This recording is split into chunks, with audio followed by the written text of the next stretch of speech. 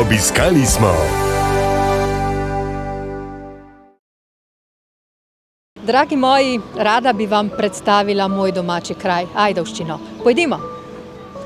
Seveda, ne v trgovino, pojdimo raje k Hublju. Hubelj je sicer zdaj zelo miren, ampak vendarle poganjal je kar veliko ajdovske industrije.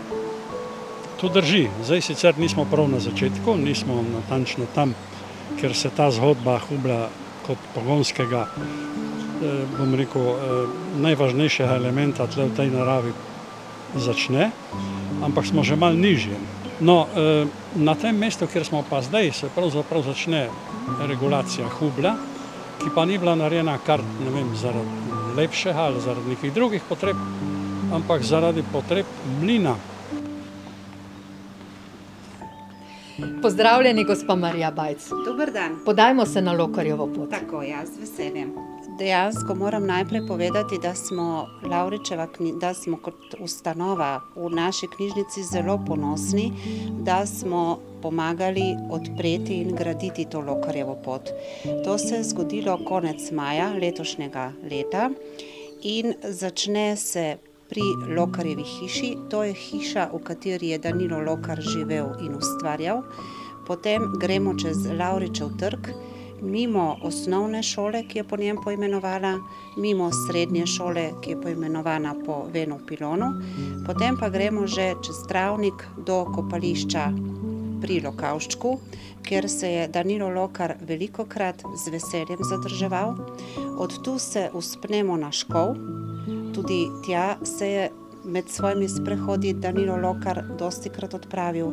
Potem pa gremo proti izviru Hublja, k Fužinam, v Pale in se potem nekako spet vrnemo k Lokarjevi hiši. Sprehodimo se še po ajdovski rimski poti. Lahko bi rekli, da je na vsakem koraku srečati, videti kakšno rimsko ostalino, vsaj tukaj v centru Ajdovščine. In lep pozdrav, gospa Veronika Koren. Vi velikokrat popeljete kakšne obiskovalce po Ajdovščini. Kaj najraje vidijo, kaj jim najraje pokažete? Ja, seveda najraje jim pokažem našo kastro, rimsko utrdbo, z zabeleženimi 14 stolpi. Gre za popisnih virih za največje rimske ostanke na območju Slovenije. In seveda, ko pridemo s skupino v center mesta, se najprej odpravimo do rimskega stolpa številka 8, ki ga vidimo za mano. Še na ajdovskem grbu oziroma občinskem grbu je, no ampak tukaj ni samo rimska ostalina, pač pa je tudi ostalina dvorca, sicer iz precej kasnejšega obdobja, vendar zanimivega. Tako je. Dvorec je bil zgrajen v 15. stoletju, gre za dvorec Ajdovščina oziroma kasneje ko so ga prevzeli družina Endling, so ga poimenovali kot Endlingov dvorec, tako je tudi danes poznan.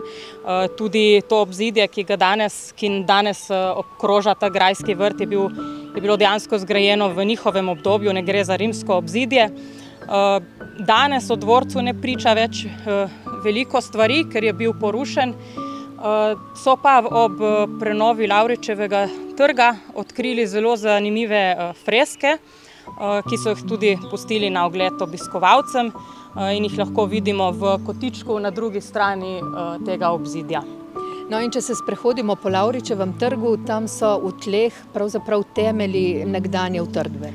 Tako je. Ob prenovi trga se je pustilo 4 odprta prezentacijska polja. Predvideva se, da je šlo za sobe glavnega poveljstva tedanjega vojaškega tabora. Smo vam povedali dovolj? V nasprotnem primeru vas seveda vabimo v Ajdovščino, da jo tudi sami raziščete. Srečno! Radio